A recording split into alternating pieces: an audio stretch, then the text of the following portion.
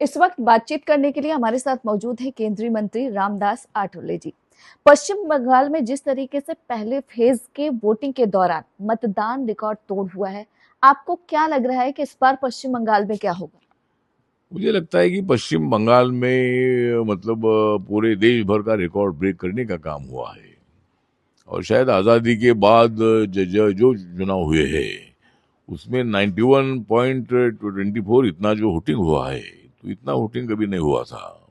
तो ये पहली बार मतलब लोकतंत्र को मजबूत करने का काम वेस्ट बंगाल के वोटर ने किया है।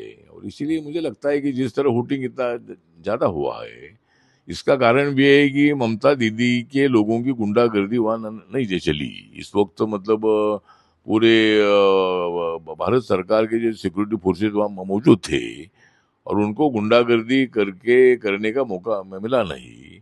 और दूसरा, फ्रीली लोगों ने मतदान वोटिंग किया है, उसमें ममता दीदी को वोटिंग मिलेगा, लेकिन सबसे ज्यादा वोटिंग बीजेपी को मिलेगा।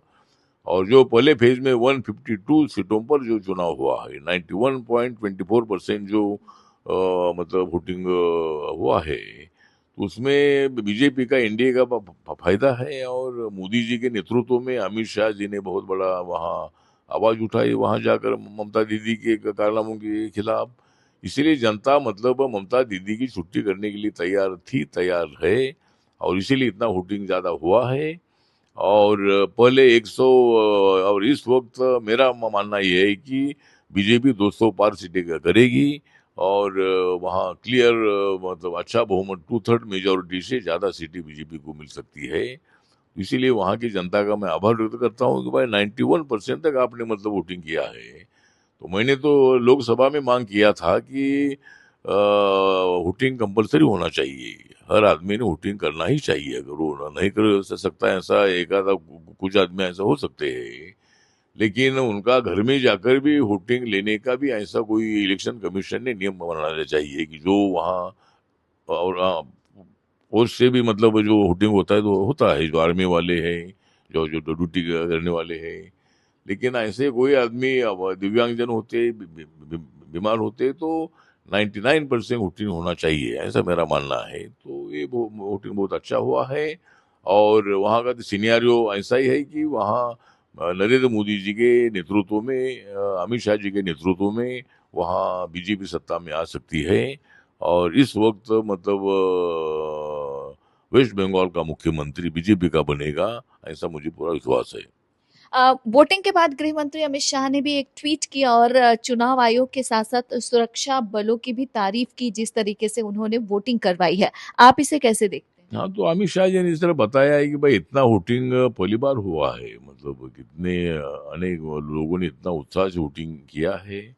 और इसका मतलब ये है कि जो हमारे गवर्नमेंट ऑफ इंडिया की जो सिक्योरिटी फोर्सेस थे और इलेक्शन कमीशन ने भी मतलब बहुत ही ध्यान देकर वहाँ कोई भी गड़बड़ी ना हो, इसीलिए इसके लिए इलेक्शन कमीशन ने भी पूरा मतलब सेटअप अच्छा किया था। और इसीलिए मतलब अमित शाह जी ने इलेक्शन कमीशन और भारत सरकार की सिक्योरिटी फोर्सेज का आभार व्यक्त किया है। इसके साथ ही बीजेपी का लगातार ये कहना है, राहुल गांधी ने चुनाव से पहले, मतदान से पहले जिस तरीके से एक ट्वीट किया, बीजेपी के कई नेता ने राहुल गांधी का भी धन्यवाद किया है। हाँ, तो मतलब जिस तरह वो राहुल गांधी जी ने ट्वीट किया था, राहुल गांधी जी वहां जाकर भी आए थे और उन्होंने शायद ये भूमिका वहां रखी है कि इस वक्त ममता दीदी को हटाना ही है।